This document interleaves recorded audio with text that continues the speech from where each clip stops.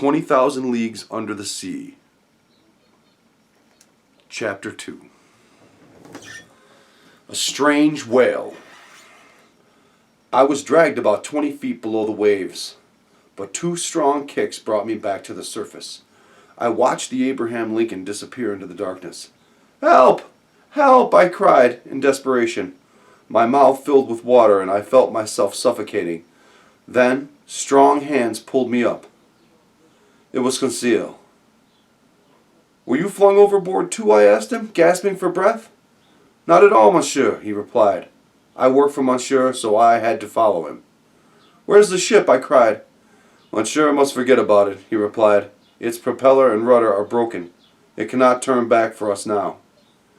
We swam side by side, but I knew that the situation was desperate. A few hours later we bumped into something hard. I was so weak that I could not hold on. Then I felt somebody pulling me up and I fainted. When I opened my eyes again, I saw Ned Land in front of me. "This is a monster made of metal," he cried. I realized then that we were sitting right on top of the sea monster we had been hunting. Its back was smooth and shiny, and it made a metallic sound when I tapped it.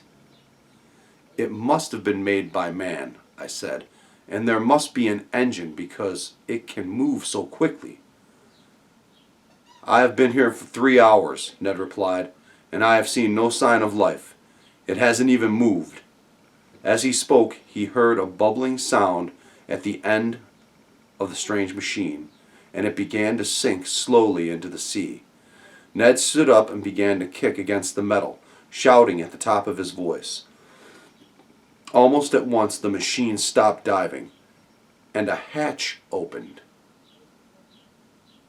8 men wearing masks appeared, and without a sound, they pulled us inside their machine.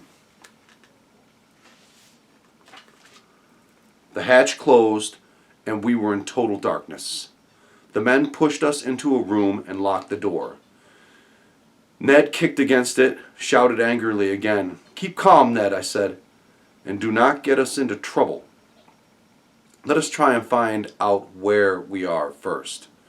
After a half an hour, a brilliant glare lit our prison, like the bright light we had seen at sea. Soon afterwards, 2 men entered, speaking to each other in a language I did not understand. We told them our story in French, English, Latin, and German, but they did not understand a word. However, they brought us good food, clean water, after which we all fell asleep. When we woke up, the machine was so silent that I was afraid.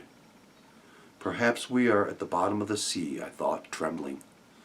The door opened at last, but Ned Land threw himself like a wild beast at the man who came in. "Stop, Mr. Land," a voice said in French. "My name is Captain Nemo." "The captain of this ship?" "Please listen to me. I understand what you are saying, but I did not want to speak. I wanted to find out more about you first. Why have you chased me across the ocean, monsieur?"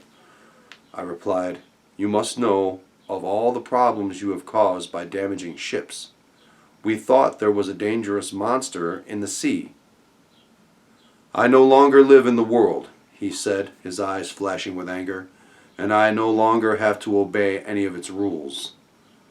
But I do pity you, and for that reason I shall allow you to stay on one condition. There may be things I do not want you to see, and you will have to stay in your cabins whenever I give the order." "Are you saying that we're your prisoners?" "Yes," he replied. "You have found out my secret. I do not want the world to hear about it." He stared straight at us.